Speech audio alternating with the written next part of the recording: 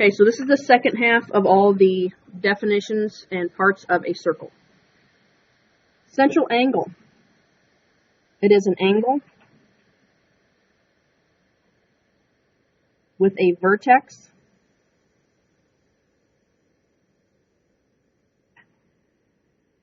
at the center of the circle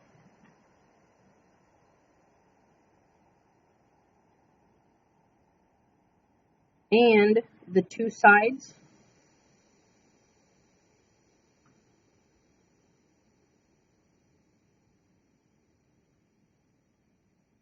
are radii.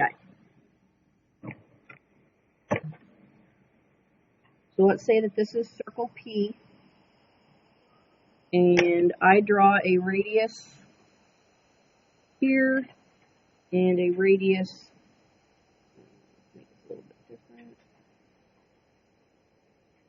here. So if this is point A and this is point B, then angle APB is a central angle. So we'll be talking about this measurement in there. An inscribed angle. It's an angle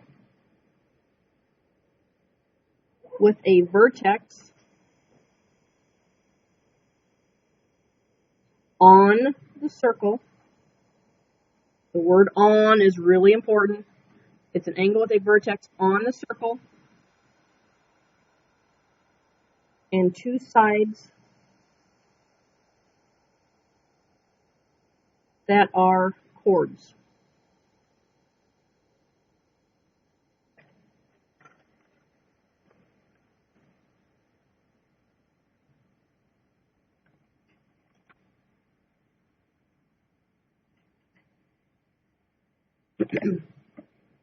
So we have chord CM, we have chord CT. C is on the circle, so angle MCT is an inscribed angle.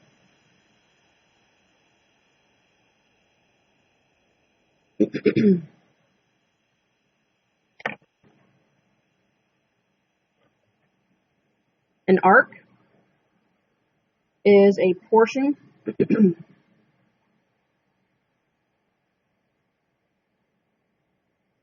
of the edge of a circle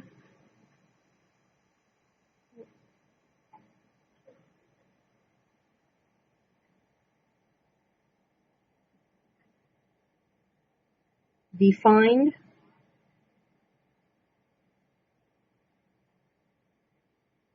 by two endpoints.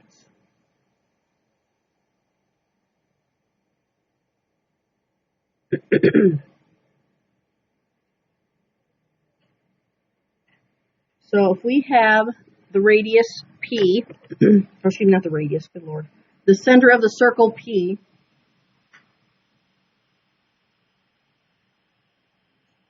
if I am talking about all the points on the circle from A, B, I would say that this is arc AB. Notice the little symbol that I used. So this is going to be really important that you are using either the segment symbol or the arc symbol, depending on what it is we are talking about. Because if I use the segment symbol, then we'd be talking about the chord AB and not the arc. A minor arc is an arc with a measure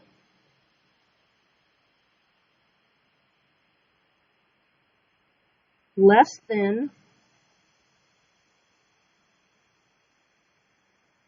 180 degrees, and you use two letters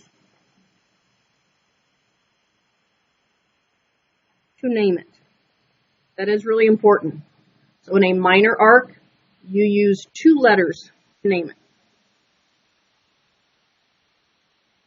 So again, if we have circle P,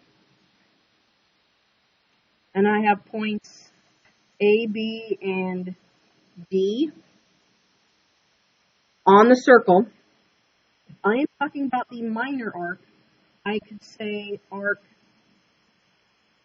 AB.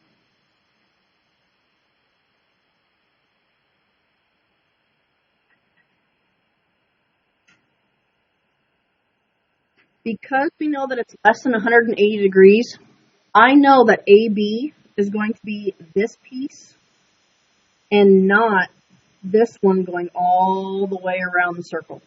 So it's really important you understand the two letters defines less than 180 degrees. A major arc is an arc with a measure greater than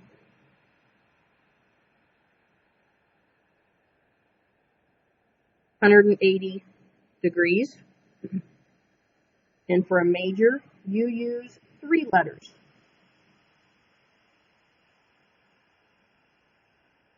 To name it. So I'm going to do the same points that I did up above.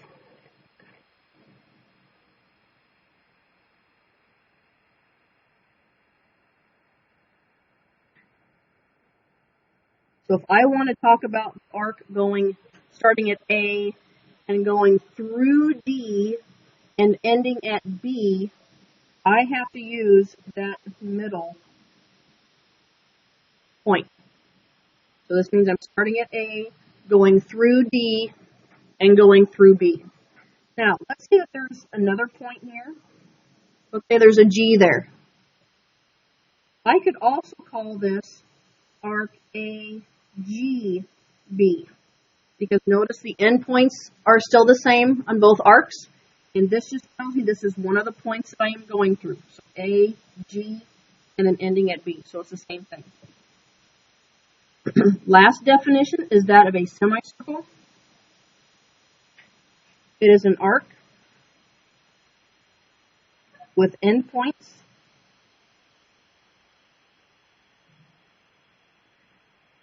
on the diameter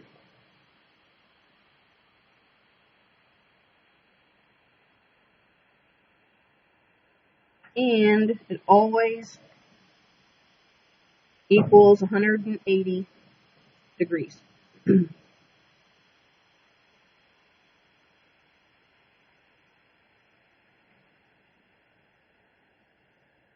I'm going to draw a chord here through the center. Okay, so if we're looking at this diagram, if we just use the 2 letters, how are we going to know if we're talking about this arc above or this arc below? So that's why, just like the major arc, you use 3 letters. And so if we were talking about the upper part of the circle, we'd be talking about arc J, K, L.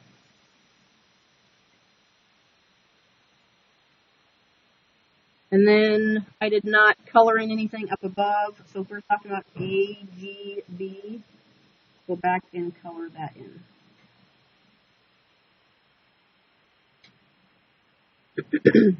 The bottom part, the formulas, they are going to be in another separate video, but we are going to go ahead and add them on here since they are here. Area equals pi r squared, and the r stands for the length of the radius. Circumference is equal to either 2 pi r, where again r is the radius, or you could have pi d. So r equals the radius, and in this one, d equals the diameter, or the length of the diameter.